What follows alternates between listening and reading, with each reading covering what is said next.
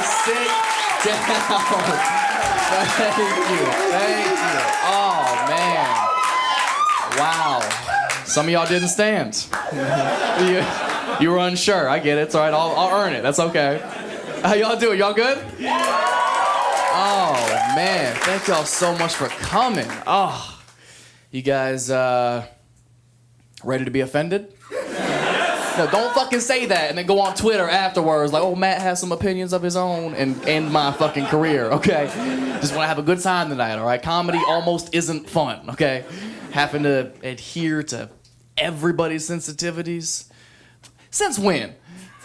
That shit is so new. Remember like 3 years ago when no one gave a fuck about how you felt? Like 3 years ago, if you were in public and we were like, I don't like, a stranger would come up and be like, shut up, bitch, and punch you in your chest. Like, now I hurt on the outside and the inside. I feel like we've gotten so sensitive as a society, man. We've gotten so soft. Like fresh out the pool dick soft. Only the fellas understand that. You get out that cold water, you don't even recognize yourself anymore. You're like, whose dick is this? Who put a baby dick on me? That's how I feel like we are as a society, man. Just on soft. It's exhausting. So I'm glad we could all come together for a night of laughter. It's good to see y'all. Black people. Good to see y'all. White people. Sitting in the back. How's it feel? But you're smiling. Good. I'm glad you're in a good mood. Did you say sorry today? Did you say sorry to a black person today?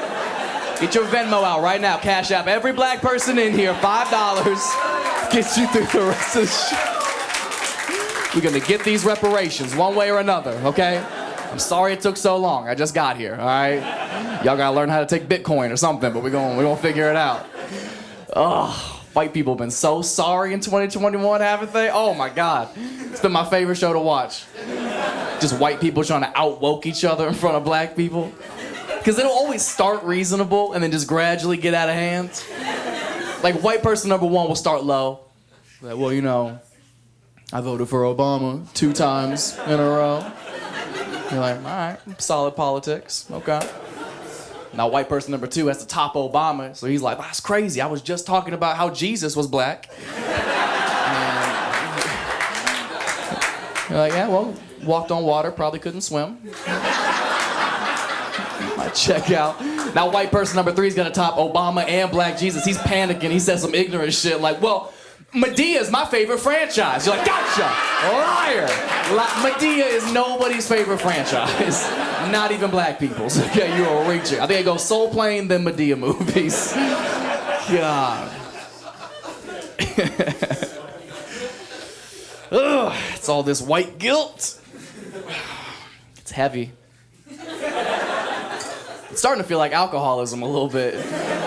And like every room I enter is like an AA meeting where I gotta plead my case. Like I have to enter every situation like, hey guys, my name is Matt. Just want to introduce myself, let you know I do identify as a straight white male. And everybody's like, boo. You're like, I know, I'm trash. But I would really appreciate it if you use my proper pronoun, the problem.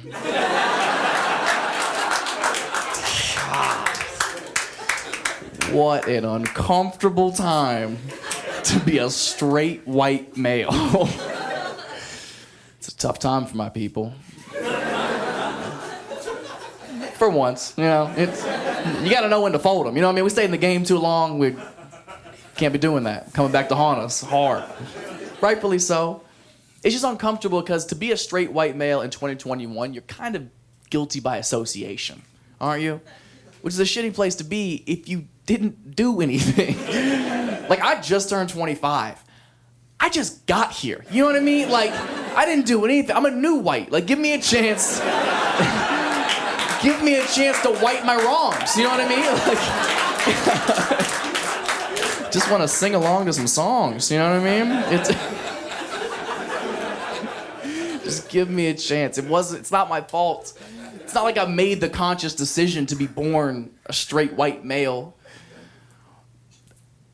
I probably would have. Historically speaking, why not be on a winning team? You know what I mean? But I didn't get to choose. It wasn't my decision. Therefore, I can't can't apologize for it. That'd be weird.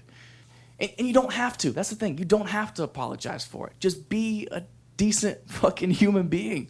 Is that too much to ask? Yeah. Listen to the sound of white guilt. Oh. Music to my ears. Don't have to apologize for it. And I won't. I'll apologize for being born a straight white male when LeBron James apologizes for being 6'9". Didn't choose this life, just happened to be born that way, right? And they both have their own set of perks, don't they? Like, sure, he can do a fucking windmill 360 dunk, and I can raise my voice to the police. So it's a give and a take, you know what I mean? Like, I'd love to yam on a motherfucker, but I guess I'll just get out of this ticket. Gotta choose your superpower, man. Life ain't fair for everybody, okay? Make white people uncomfortable. Check. Oh, I'm so happy to be shooting this in LA. I love LA. Yeah.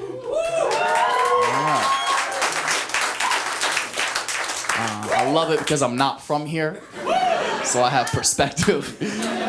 I'm actually from Ohio. Yeah, that's right. That felt as welcoming as it should have. Man, if you've never been to Ohio, you don't got them. You absolutely don't. I don't care who died there. Send an email, okay? You do not have to go. It's so trash. Oh my God.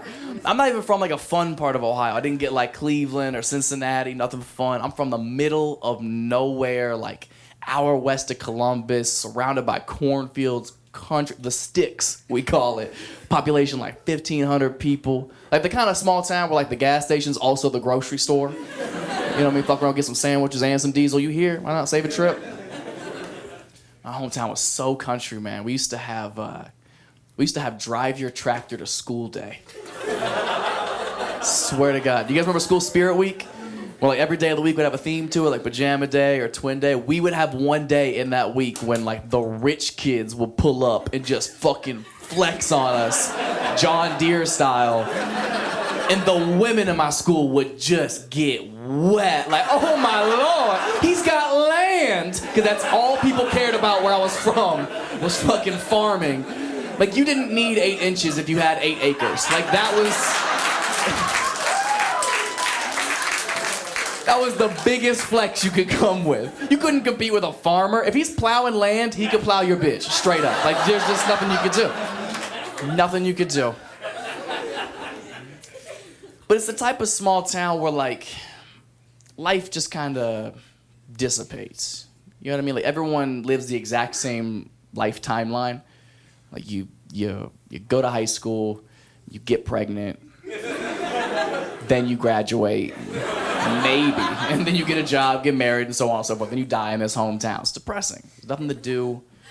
There's nothing to do for fun there. Everybody just drinks and does drugs, but not cool like we do it. You know? Theirs is because they're sad. It's so depressing, man. I didn't realize drugs were as big of a problem when I was living there. But apparently it's gotten worse. I found out about 3 or 4 weeks ago, this kid who I went to school with, he was like 2 grades older than me. We didn't know each other too well. There's only like 300 people in a school, so we kind of know each other.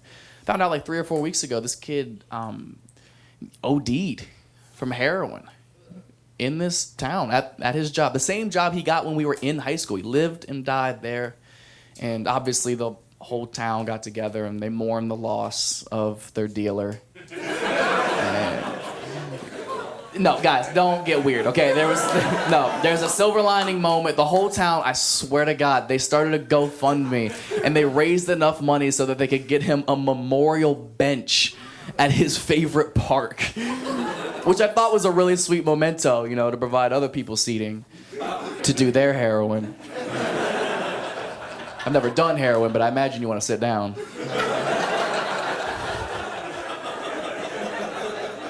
Okay, whatever. You guys don't know him. Okay, I'm just giving you a little perspective. I could have been a bench, okay? But I'm not.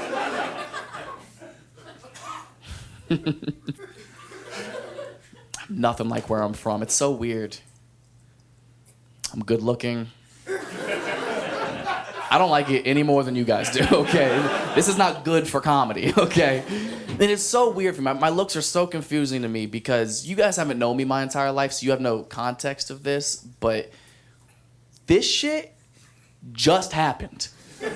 Puberty hit me so disrespectfully late. I was ugly as shit for the first 22 years of my life. I was so ugly for so long. If I would have been on Wayfair, they would have returned me immediately. Like, I was so ugly.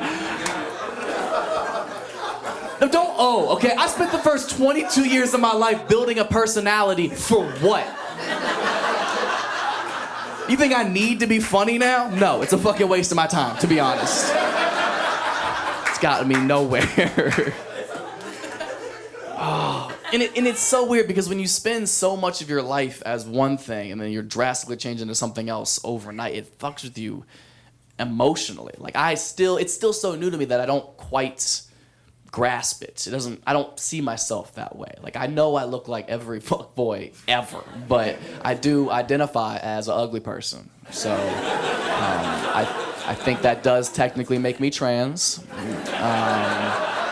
Trans handsome, transom. We wait till we get our bathrooms. It's gonna be all mirrors, bunch of pretty people doing cocaine. It's gonna be dope, and y'all can't come.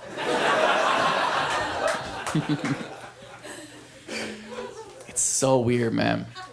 It's such a drastic lifestyle change, too, because people treat you so different. Like, nobody likes attractive people, right? You assume their lives are easier. Like, there's no sympathy for pretty people at all. Which is another thing you guys might not know about me is I have clinical depression and an anxiety disorder. And you guys are just waiting for the punchline. That's how fucked up it is that I can come up here and vent to y'all, basically being like, help! And y'all like, get your cute ass out of here. And it's not funny. Awesome. Okay. It's so weird. There's no sympathy for pretty people. No one gives a fuck how sad you are if you have high cheekbones at all. People act like I don't have any problems at all. I could be crying my eyes out in bed, and people are just like, what could you possibly be so upset about, huh? I bet you're just swimming in pussy. And it's like, yeah, but you know what I'm not swimming in? Self-confidence, security, believe it or not. Someone who listens to me. I can't even hang myself because my jawline will cut the fucking rope.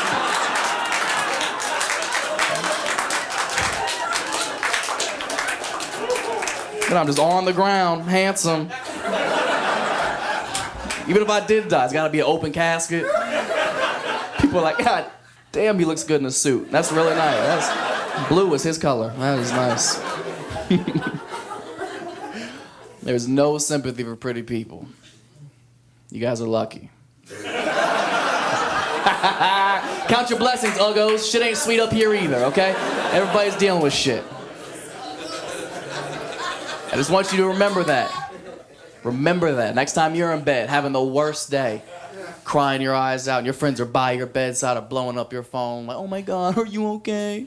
Is there anything we can do to make you feel better? What's wrong?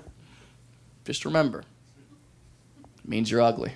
I don't make up the rules, okay? I'm sorry. If you were cute, they'd be like, get up, bitch, we're going to the club. 3 milli rocks. Be right back to it. No problem, but rules are rules. It's weird because it's given me the perspective of not judging people based on how they look. I'm a big fan of that. That's why I like the masks. Love it. You don't know who's ugly with a mask on, do you? It's kind of a fun game to play, isn't it? Just walking through the grocery store like, does this bitch have a beak? Like, you don't know what people's situations are. You got to get to know them before you can judge. Like, you wouldn't be able to just assume I'm a douchebag if I have my mask on. You'd have no basis. I could walk into any Starbucks with my mask on. They would just think I'm any random lesbian. You know what I mean? I could be anybody. Could be anybody. Go in, they're like, what's your name? I'm like, Matt. They're like, you are so brave.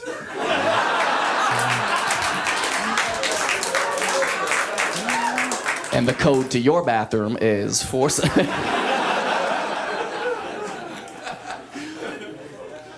Man, the masks made it so hard to holler at people, didn't it? Because you don't know what 60% of their face looks like. That shit was so dangerous. You ever talk to somebody for a while and you're like, I gotta know. You gotta come up with some like cute, clever way to get them to pull their mask down. Say some dumb shit like, have you smiled today? Did you smile? I feel like you have a cute smile. Will you give me a smile real quick? And you've been chatting forever. And she's been all eyes, and she's like, oh, I don't know, I guess I could give you a little... Like, oh, God damn it! Oh, my God, I talked to you for an hour. I gave you my time. I had no idea. But I like it. I'm a big fan of not judging people based on how they look. Because if there's one thing we all have in common, every single person in this room, is everybody's going through something. Right? Everybody in here is dealing with some shit that nobody else has any idea about. I go through shit all the time. You guys would have no clue. Like, one thing you might not know is I have terrible luck. Bad random shit happens to me all the time. And I'll tell you an incredibly embarrassing and humbling story. Last year, I had to have surgery on my nipples.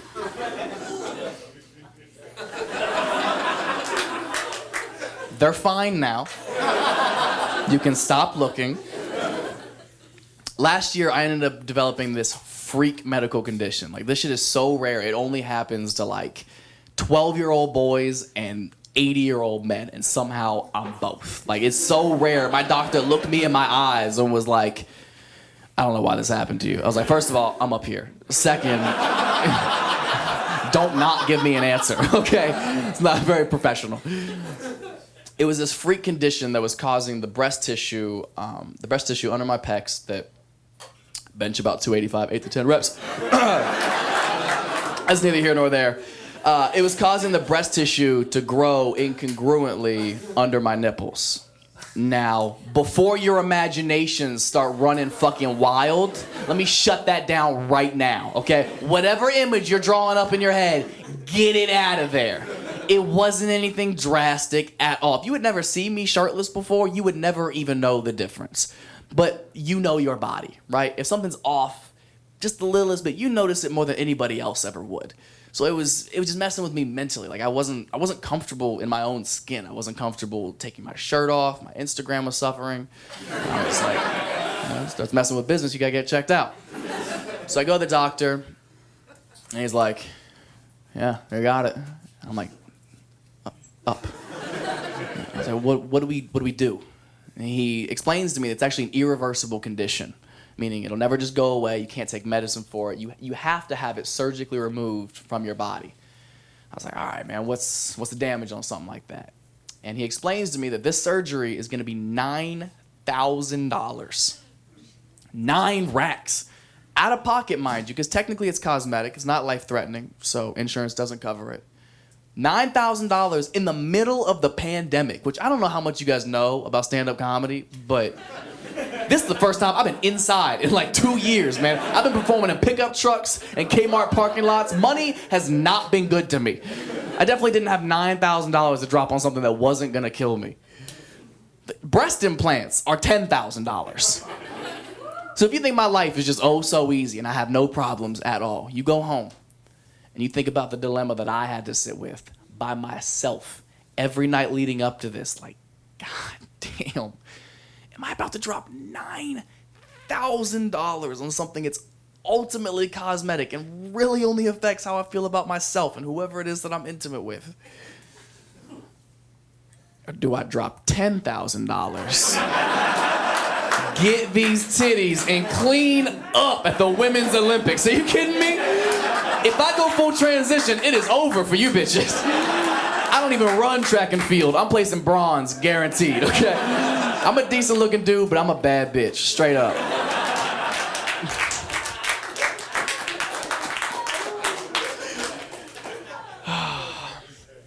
Didn't need to tell you all that. When I got this chin, I thought things would be different. I thought things would be easier. I thought dating would be easier. No. Maybe it's me. I'm very picky. I'm so hard to date. I have such a specific type. I predominantly only date older women, just personal preference. Like late 30s, early 40s. Oh my God, such a sweet spot. Oh. Well, not ones who sit in the back. This bitch is wooing from her handicap spot in the parking lot.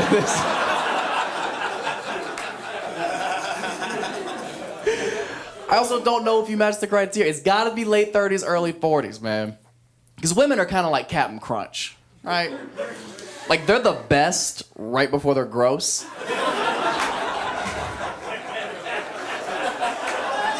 Fuck y'all, that's a solid cereal joke, okay? Because if you fuck with Captain Crunch,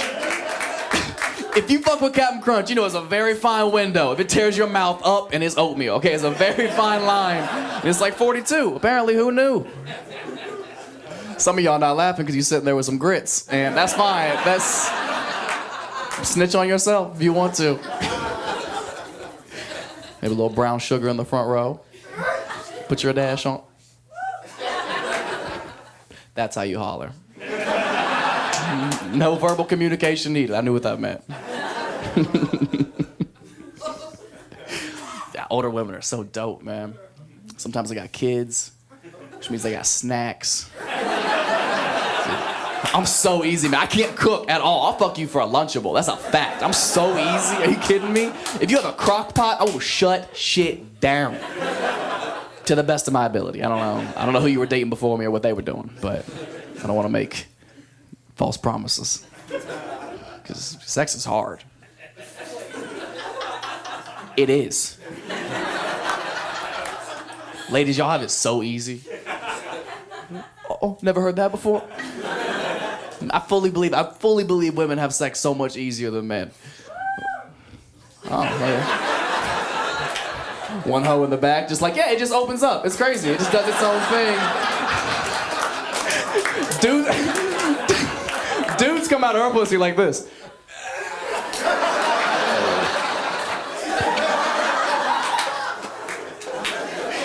I think it's so true. It's so much less work. All you technically have to do is like, you know what I mean? Like, that's all. Just be punctual. That's your only responsibility, is to be on time, because we will start without you. That's the only requirement. Do you realize as a man, like, there's a certain level of excitement I have to get, and I have to maintain this excitement the entire time while I'm focusing on a million things. I'm focusing on me, I'm focusing on you, I'm switching positions. It's a full court press the entire time. You focus so much that sometimes you go quick. You fuckers leave me hanging on this right now like I'm the only dude who's at my special. Y'all gonna disrespect me like this. Y'all ain't shit, man. Oh, I'm the only person ever to bust fast. Hilarious, you guys. Y'all ain't shit. You know that? It happens to the best of us, okay? There's no need to be a big deal, be a big problem about it. Would you be mad if your food came out early at a restaurant? No, you'd be like, the chef is killing it. I got all this time for activities.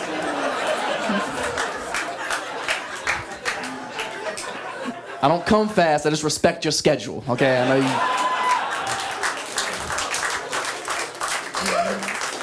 you gotta take your kids to school in the morning, so. Sex is hard. The build-up is fun, though. Like sexting. Sexting is the most fun. Oh my God. Dudes love sexting. We're so good at it. Because we're just lying the whole time. Oh, it's so easy. We lie so much. We talk so much game of what we can't wait to do to y'all when we see it. We ain't doing none of that ever at all. We're like the J.K. Rowling of dick pics. Like, we just writing fairy tales and shit we are never gonna do to y'all ever. We set the bar too high. We say crazy stuff like, girl, when I see you, I'm gonna put you up against the wall. I'm gonna fuck you in the curtains. Like, you ain't fucking nobody in the curtains. You've been to my house. I got blinds. You want me to scratch my back up? Not very practical. I lied recently. That's how the game goes. I was sexting with this girl, and like, I could see where she was going with it, but it was just rude of her to assume. Like, I was sexting with this girl, and she was like, I'm only 103 pounds. You could throw me around. Like, I responded as a dude. I was like, that's right. But on the inside, I was like, that's more than you think it is. Fellas, back me up on this. 103? Get the fuck out. Oh, it's nothing? It's light work? Oh, pick me up then. How about fuck your lower back? How about that? I haven't done a deadlift since 10th grade. Now fucking you's gotta be leg day. Now I gotta fuck you with one of those weight trainer belts that Mexicans wear in the gym for no reason. Mexicans be in the gym doing all arms, got a whole back brace. Like, why you got jeans on?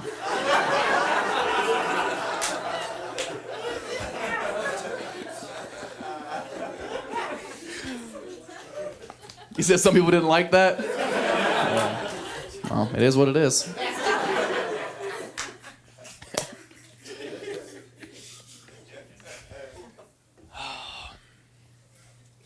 I know I talk a lot of shit, but I'm the problem. I'm well aware. I'm so picky. I have a lot of red flags that I look for. That's why like the first date's always the hardest because I feel like you're looking for things to not like, and that's so tough because there's a lot of shit I don't like. I'll list a couple of red flags for it, and feel free to tell me if I'm out of pocket for not being okay with some of these things. Red flag number 1. I don't fuck with girls who go on boats. It's hoe shit.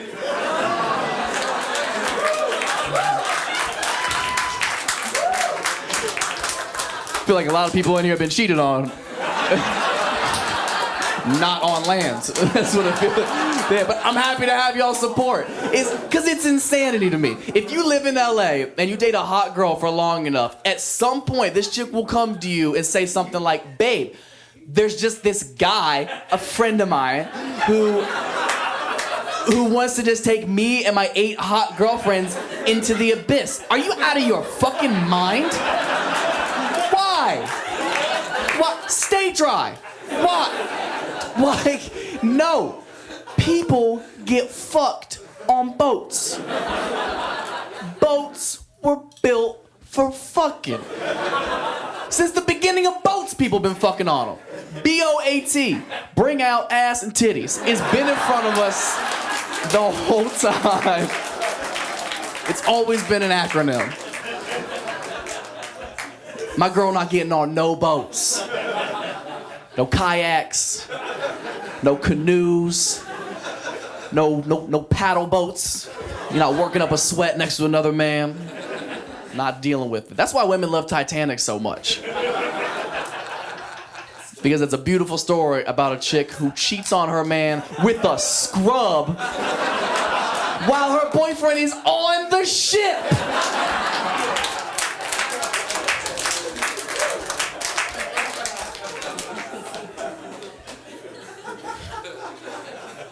No. You say you like boats? Get out. Get out right now. You got big boat energy right now, and I'm not fucking with it. So that's the big one. Red flag number 2. I don't fuck with Ouija boards. Obviously, this only pertains to white women. And you know what? This shouldn't even be a story that I have to tell, but it's been weighing heavy on my soul lately, so I'll let y'all in. A couple of years ago, I was doing a show at a comedy club in Hollywood, and I get off stage, and this beautiful girl comes up to me, gives me her number. This happens all the time. And kidding.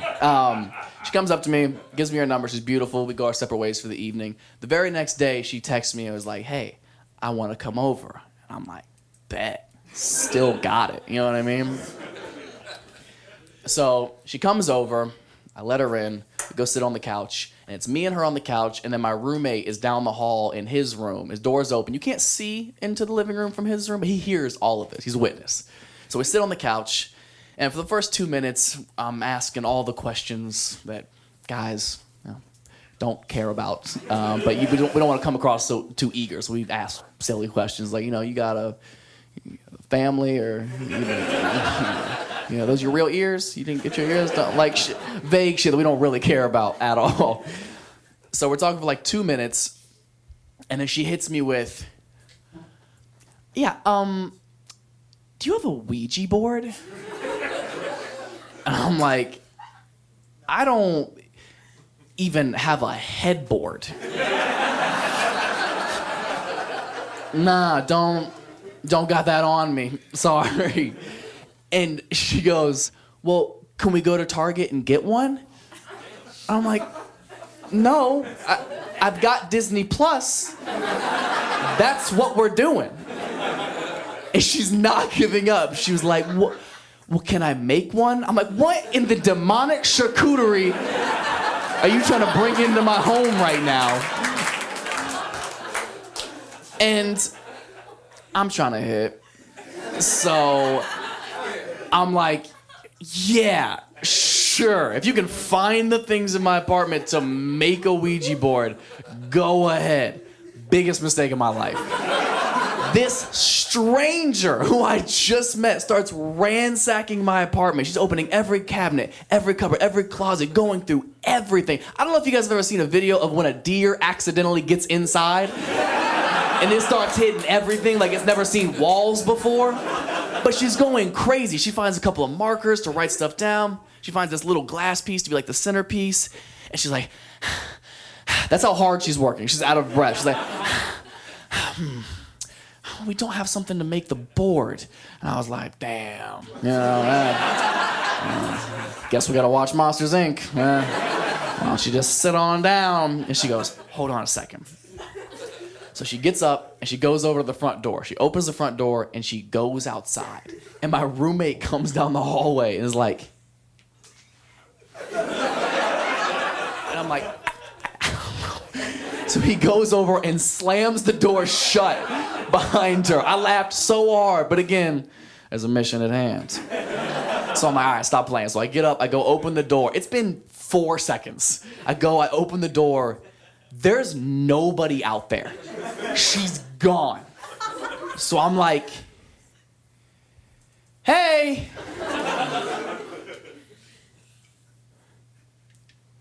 Ashley. I'm gonna shut the door. And once it's shut, it's gonna stay shut. You're gonna be stuck out here.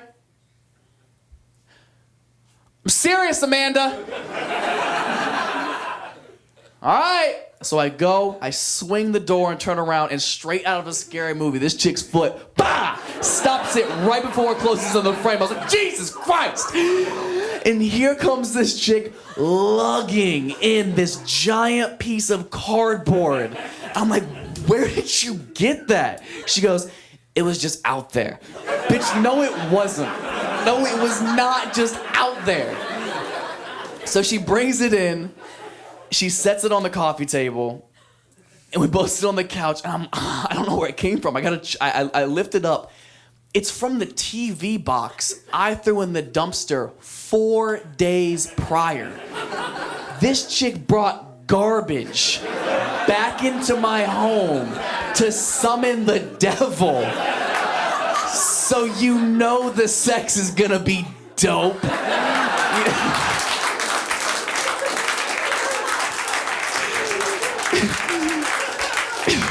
She's fucking crazy. I'm in. I gotta do it now. You know what I mean? I've never smashed a homeless chick before, but she clearly brought all of her things.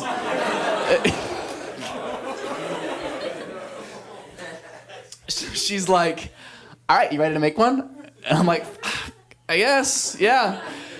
So she draws it out, and before I continue, does anybody not know what a Ouija board is? Yeah. Really? Yeah. You really don't know? Oh, man. Okay. Well, first of all, God bless you. You're so naive. A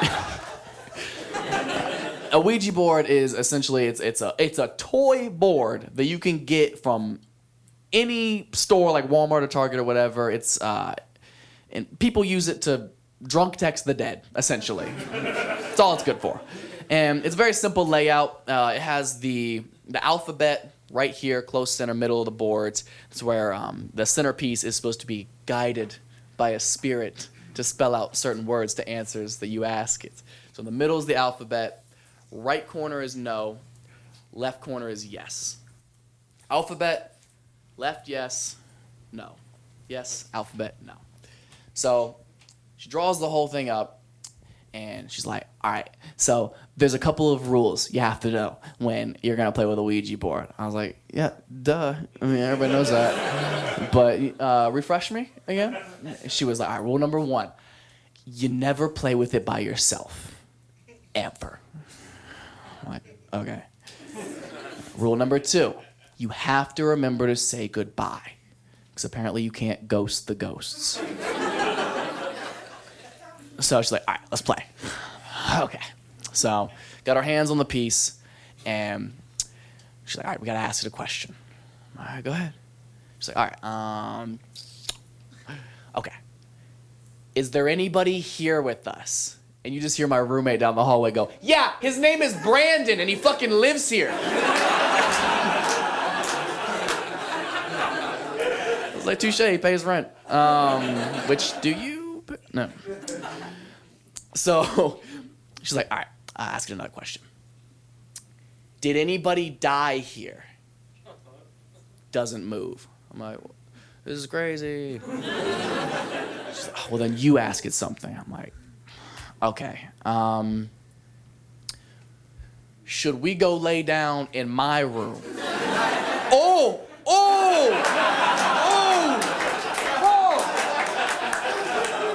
Well, we don't want to piss off the dead, do we?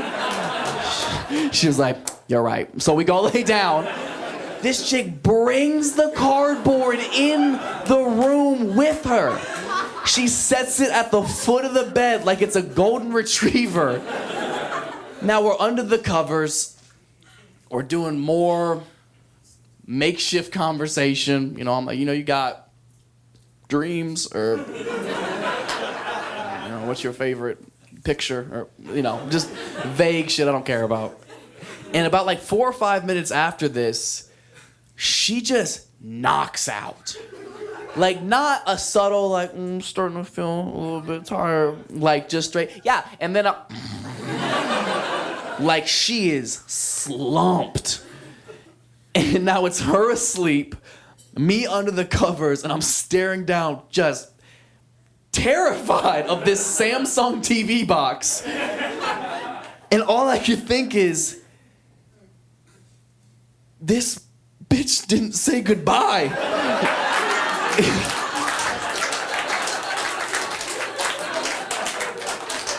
Now I'm terrified, up by myself. I'm trying to wake her up. I'm like, hey,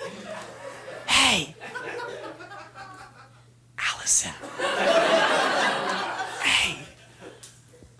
Great. She's asleep. Now I gotta play with it by myself.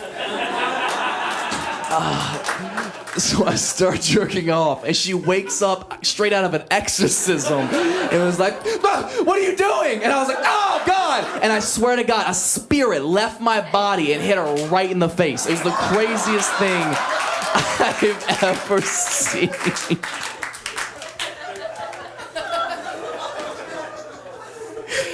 Oh, God. I never saw her again. To this day, I'm not convinced she wasn't a ghost. Wouldn't surprise me.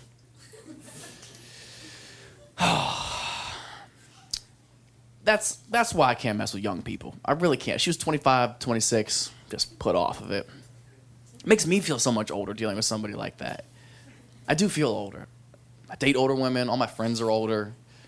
I fucking hate kids so much. Kids fucking suck, man. Oh my God. They're so garbage. I don't like young people at all, man. We just don't click. I'm not on none of the apps that they're on. What's the one app that literally every kid is on it? No. Amber Alert? Every kid is on Amber Alert, aren't they? It's like, man, ain't nobody looking for you. How many followers you got? Enough for a search party, I hope. See, this is hilarious to me because I can feel the hypocrisy radiating off y'all right now. Like I'm the asshole. That's adorable. Okay. When's the last time you got an Amber Alert on your phone and your first reaction wasn't, oh shit, how do I turn this off? How do I... none of y'all, like, we gotta find these kids. Not one person. Y'all haven't found a kid since milk was in a carton. Okay, judge me. It's a terrible app. It's the worst app. It's vague. Like, be on the lookout for a 2015 Silver Prius. Like, is he in my Uber? Is this a ride share? Did I hit pool? The alarm's the worst part, by far.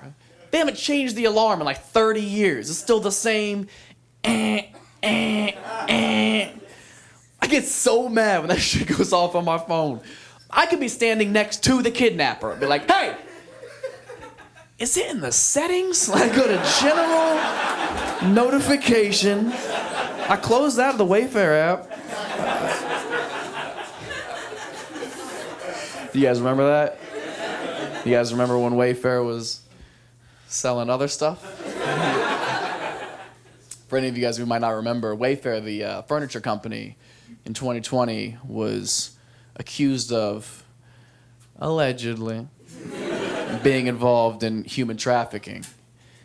And we forgave them pretty quick, didn't we? They're killing it. Their business is booming right now. Supply the chairs y'all sitting on right now. So if you could, please give a warm round of applause for our sponsor. Bro, they came back hot with some deals, too. They were like, I'm sorry, 5, our bad, 10. And I was like, these are the ages of the discounts. Like, I just don't trust you anymore. I don't trust you. It was bad, man.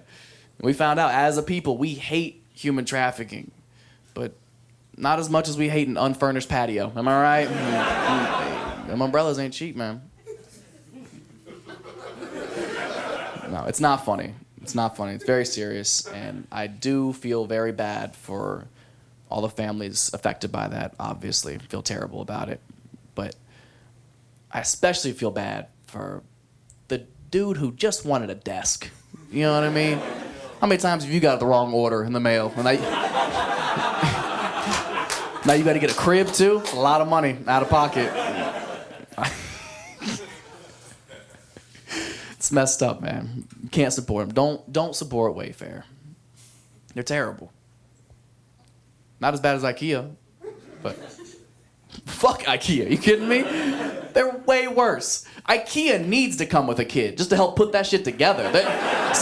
Somebody got to hold these sides, bro. God damn. Can I go home now? I don't know, man. That's a lot of leftover pieces. You sure you didn't skip any steps? There's always so many leftover pieces after an IKEA project, isn't there? You look at a final IKEA piece like, I guess that's it. And you find out you messed up on step 8 of 49. You're like, I guess we just don't have a bottom shelf. It is what it is. We'll put tall stuff there. Guys. Relax. Still me. Remember the dude who's been telling jokes for 45 minutes? Still just a joke. This is why comedy is the most frustrating job in the world. It's because this is the only job in the world that I would have to reiterate to y'all what I'm doing, that I'm just kidding. I don't mean this shit that comes out of my mouth. Rappers don't have to do that.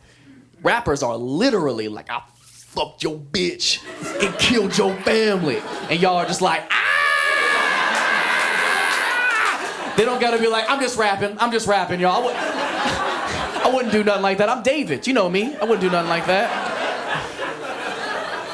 So hypocritical, man. That's the one thing comedians do have over rappers, is freedom of speech. It's kind of like an unwritten rule in comedy, right? Like, you can joke about messed up stuff as long as it's funnier than it is messed up. And rappers don't get that kind of leeway. It's not fair. Like, if they admit to a crime they did on beat, they still go to jail. I don't think that's fair. Respect the artistry. Give them a chance, okay? I think if you can make a doper song than the charges you're trying to beat, you get to go home. I think that's fair. I think that's fair. All spectrums of crime, too. Can you imagine Ted Bundy in court? And they're like, you're going to jail forever. And he's like, well, wait till you hear this shit. It's a little song I call I Eat the Pussy Up, starring J. Doms.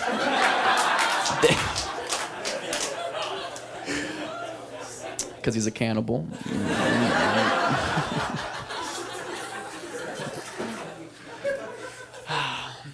Okay. That one was a tough sell. That's fine. I understand. Let's see if we can get y'all back with something a little bit more level-headed that we can all kind of get on board with. Gun control? Why not, right? Can't be worse than the Wayfair shit. It is. This is way worse. If that one wasn't your shit, buckle up. This is a lot harder one to tackle. Gun control is so tricky because I I see both sides. I do understand. I understand the amendment, everyone's right to have a gun. That makes sense to me, especially when it comes to things like protection or providing for your family. That makes sense. But at the same time, everybody, not everybody gets a gun, right? That's crazy. You all know somebody, you're like, this motherfucker should not have a gun, right? It's so easy to be irresponsible with a gun. When's the last time you held a gun and didn't do this shit? People freak out every time. Like, no, don't. Like, I wouldn't, but would I? It's a timeless bit. That shit has been funny for centuries. I think it's so easy to be irresponsible with a gun that I think a simple interim solution would be, it just needs to be a little bit harder to get the gun. That's all I suggest. I think there's so many tiers to responsibility you should have to surpass before you can have a gun. That's all I suggest. And I'm not even proposing anything difficult. Simple shit. Like, if you haven't had sex yet, straight up, no gun. Okay, that is way too much power for you. How you gonna pull a trigger before you've had to pull out? Like, that takes discipline, and I need to see you in a moment of crisis, okay? Can you handle the power? Do you realize if something as simple as that was implemented, if something as simple as having sex was a requirement for getting a registered firearm, what kind of impact that would have on the entire problem? School shootings would drop off almost completely. Have you ever seen pictures of these kids who shoot up schools? They are so fucking ugly. You kind of get it a little bit. Like, they weren't fucking. There has never been a handsome school shooter that they were like, he was gonna be prom king. Like, never once. Never. No one has time to write a manifesto and get pussy. That's science, okay? It's too much detail. Look, I'm well aware that school shootings is a very hard thing to try to make funny. But we're gonna try. And I feel like I owe the explanation as to, like, why would I joke about something this fucked up? And the reason being is it's sort of my coping mechanism. I try to make light of terrible situations, and luckily through humor, so that I'm not sad every fucking day. Because what's the first thing you do when you wake up every morning? You check your phone, right? Probably get on Twitter, or some sort of news. Yeah, you get caught up. Doesn't it feel like there's something negative immediately? There's so much negativity in front of our faces daily that I can't imagine living any kind of life where I don't have an outlet for that negativity. It just festers inside of me and makes me a miserable human being. If I have an outlet through humor, I'm gonna use it. You be miserable, not me. Now, I respect that that's not for everybody. That's not how everybody's brain works. Like, I had a woman furious one time. She stood up in the middle of a show one time when I was doing some other school shooting material, and she was furious. She stood up and was like, "You shouldn't do jokes about school shootings." And I was like, "Why?" She was like, "Because what if it happened to you? What if you lost your kid in a school shooting incident? Could you make jokes about it then?" And I was like, oh, this bitch. It's like context, you know what I mean? It's a comedy show. Clearly, everything I'm saying is hypothetical. Like, I'm not talking about this in a literal sense, especially because I don't have any fucking kids, okay? So it's not something I have to think about on a daily basis. But it's something I had never taken into consideration. So it did fuck me up a little bit. I had to take a step back as a man and as a comedian and actually ask myself, like, if I lost my kid in a school shooting incident, could I ever make jokes about it? And the answer is yeah. It's a hard yes for me, okay? That is for sure how I would heal through that traumatic experience. Are you kidding me? Second of all, it's my kid. That's fucking fair game, okay? There is no way I'm not killing it at that funeral. Like, he was never good at hide and seek. Like, come on, man. That shit is too easy, bro. The kids don't play the games anymore. It's easier targets.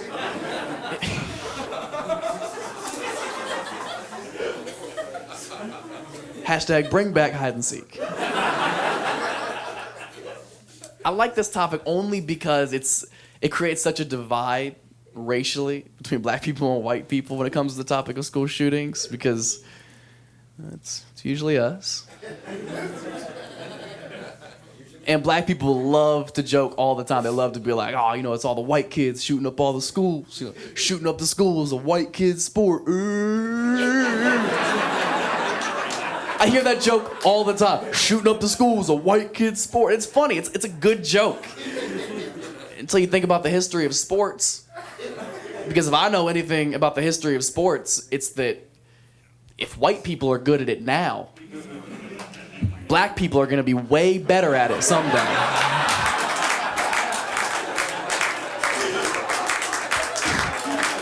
Somebody got to be Wilt. Somebody got to come in and change the game. Some of you aren't laughing because it's fucked up, and some of you are because you're like, he's right. They're going to be faster. They're going to be stronger.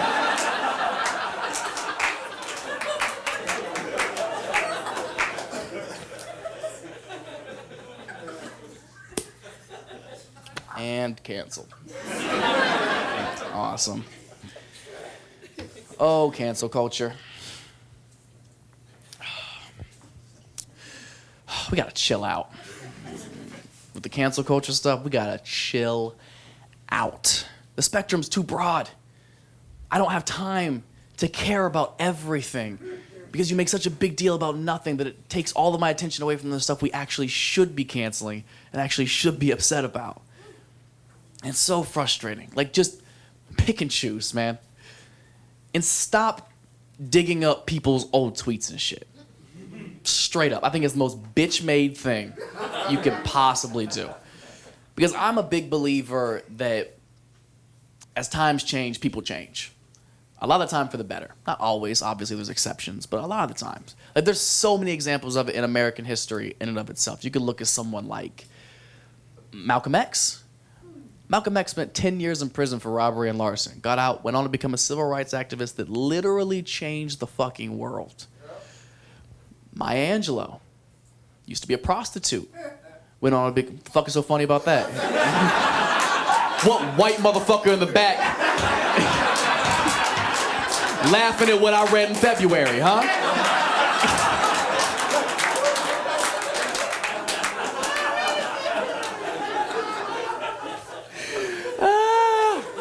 He laughed like he hit. Like, you know what I mean? God damn. She was a prostitute. She went on to become a poet, an author, another civil rights activist that, again, changed the fucking world. Chance the Rapper. Used to make good music. As times change, people change, right? Not always for the better. I miss acid rap. That's all I'm saying. And the reason I wanted to talk about this is because it happened to me.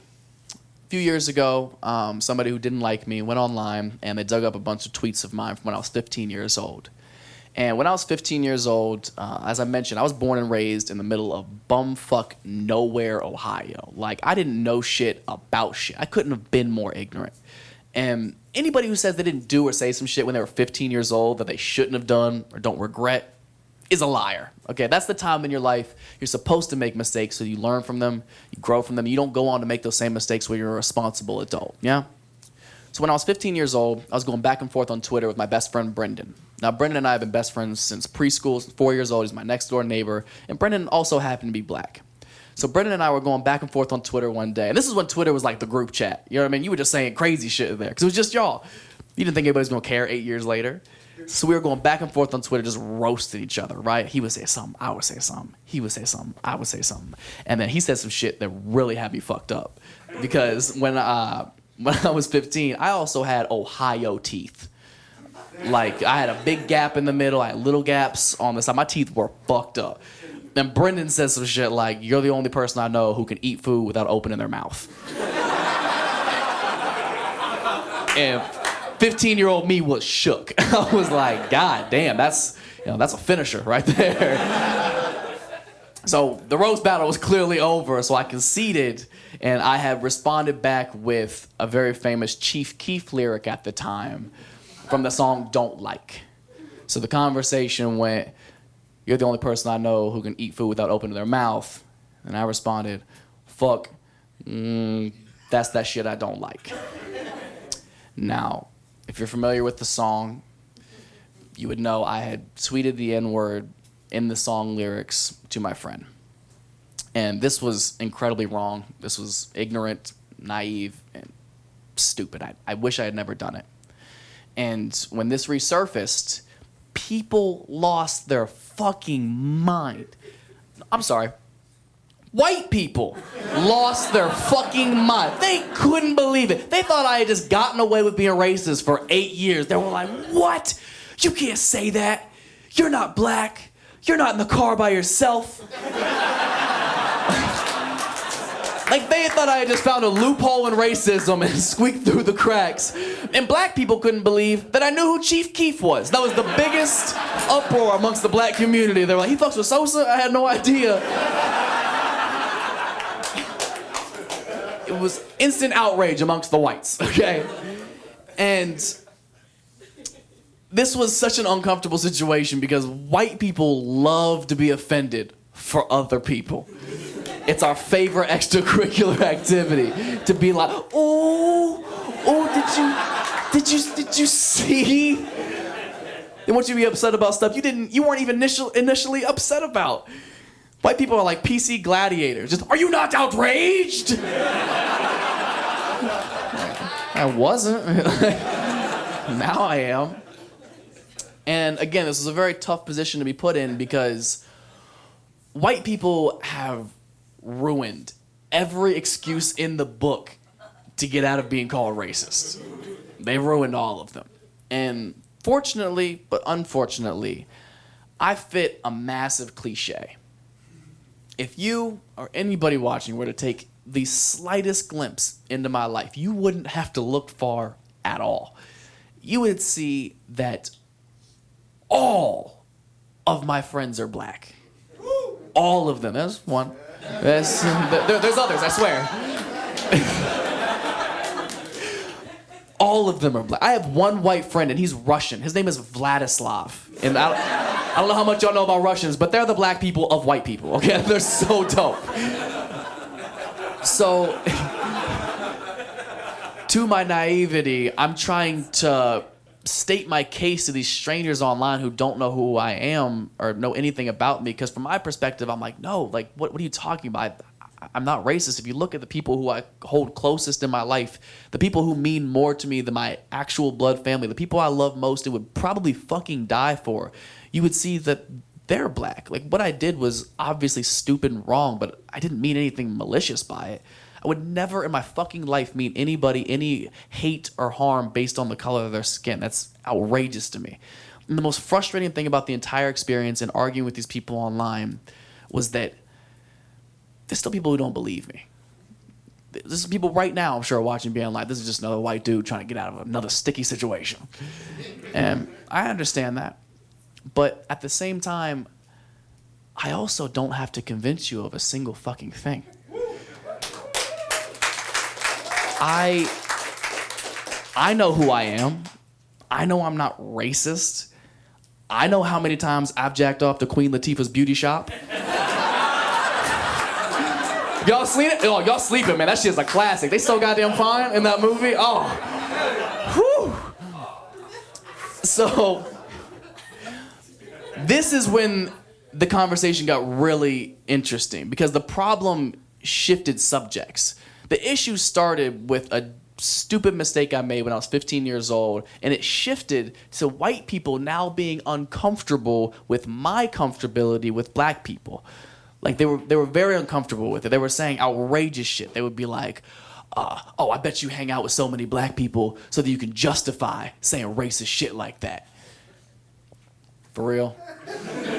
That's how you think racism and discrimination works? I bet. So if I hate gay people, I'm out here sucking so much dick just so I can be like, ugh, these homos are disgusting. Am I right? I'm not. Oh my God. That's not how racism and discrimination works. I wouldn't put myself in that situation.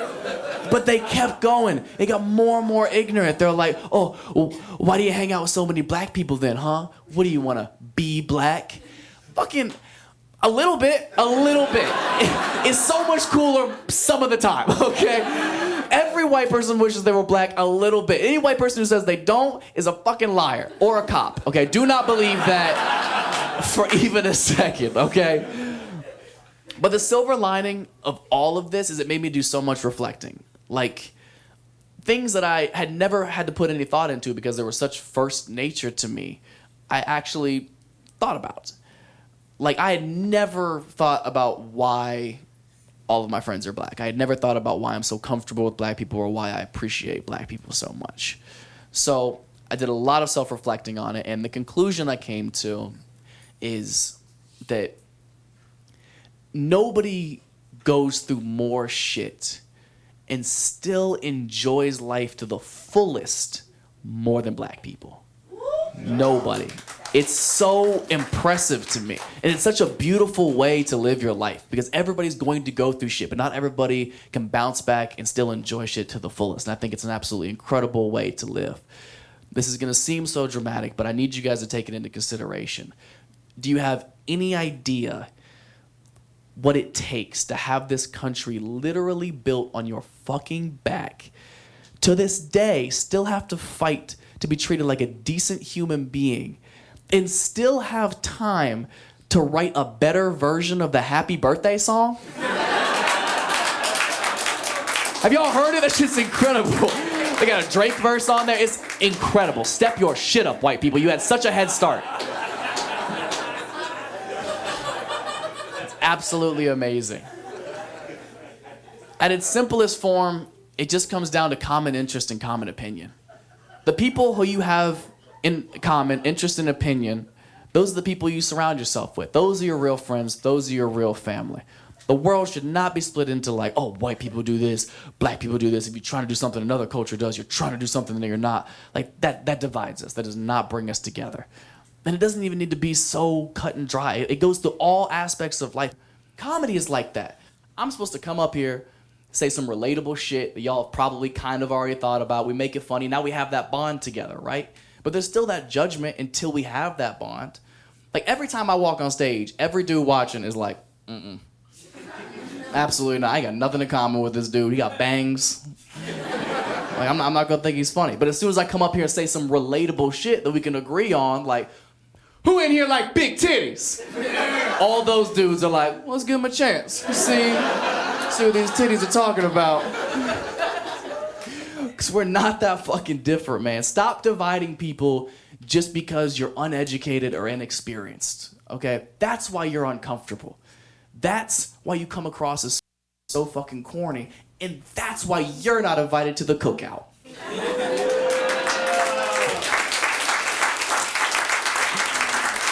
I'll bring the potato salad. Nah, I'm just kidding. I'll bring chairs. It's okay. Thank you guys so much. My name is Matt Rife. Thank you so much, you guys. You guys are fantastic. Get home safe, please.